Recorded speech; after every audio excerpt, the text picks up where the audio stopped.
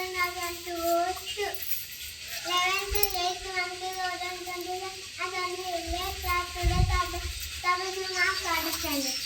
leaders, tomorrow leaders. I repeat, today leaders, tomorrow leaders. Now we stand for play. Stand for national song. Leaders, this is the pledge. India is communication skills active. Good morning to everyone. My name is Ritika. I am studying LKG. Good morning to everyone. My name is Aishwarya. My full name is my name is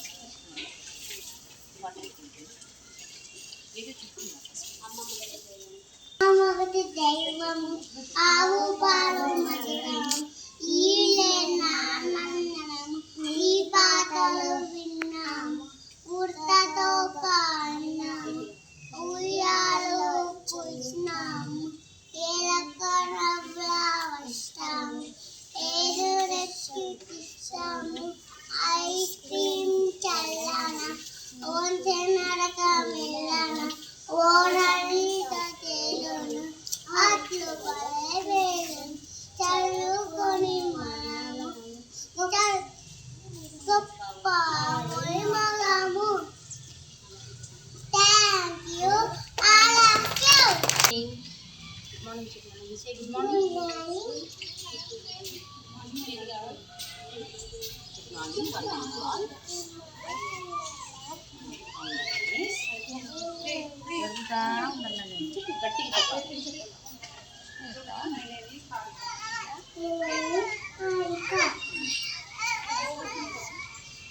My school name is Kitchen School.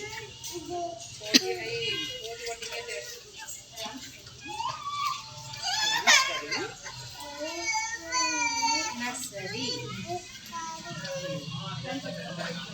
Butterfly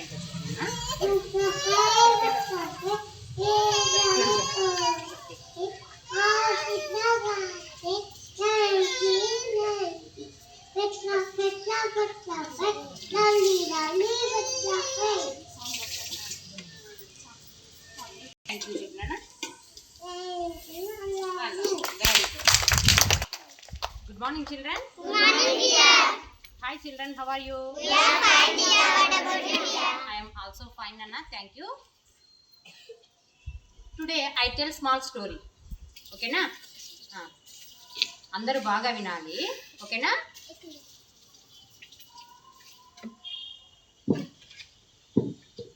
ఒక ఊరిలో ఒక రాజు ఉండేవాడు.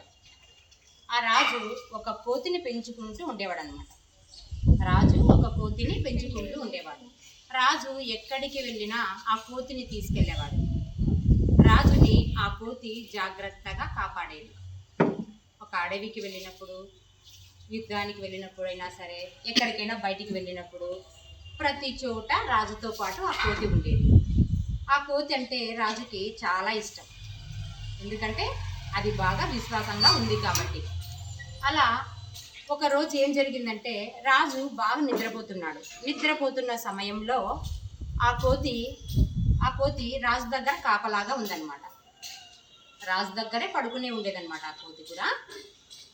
ఒక దోమ రాజుని బాగా disturb చేస్తుంది. ఒక దోమ వచ్చేసి రాజుని బాగా డిస్టర్బ్ చేస్తుంది. వినిపిస్తోంది అందరికీ?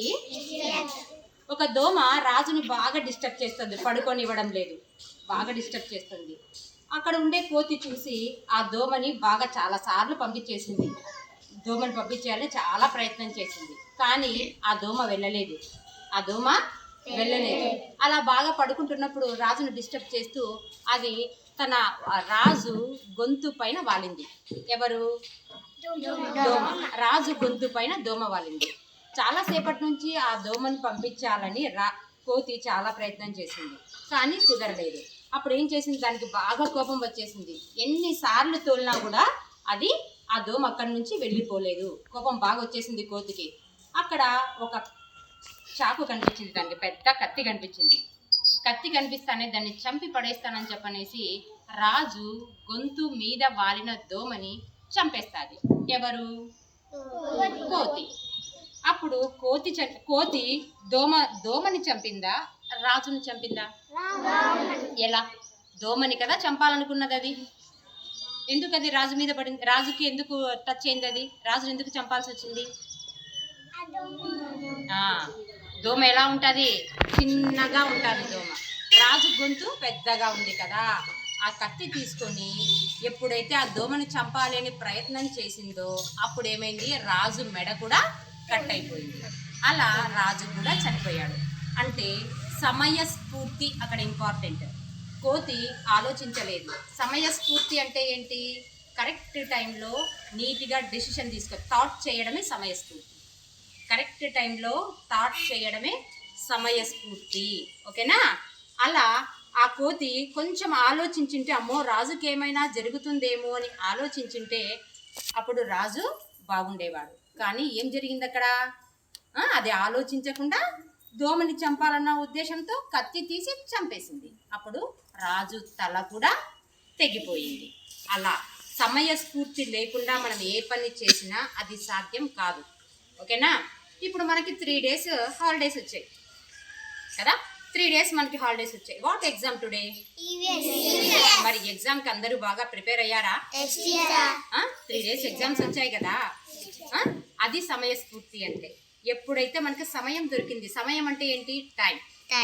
ఆ టైంలో కరెక్ట్గా థింక్ చేస్తే మనకి విజయం సాధ్యమవుతుంది. ఓకేనా? ఏ విజయాన్నైనా సాధించాలంటే ఫస్ట్ మనం కరెక్ట్ టైంలో థింక్ చేయాలి. Are you understand children? మరి ఎగ్జామ్కి అందరూ బాగా ప్రిపేర్ అయ్యారా? 3 days ఎగ్జామ్లో బాగా నేర్చుకున్నారని? ఎగ్జామ్ బాగా రాయండి. నేను మళ్ళీ వచ్చి చెక్ చేస్తాను అందరినీ. Children,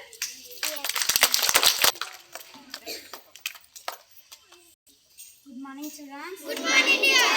Today small quotation. Every day is a good day. అంటే ప్రతిరోజు మంచి రోజు.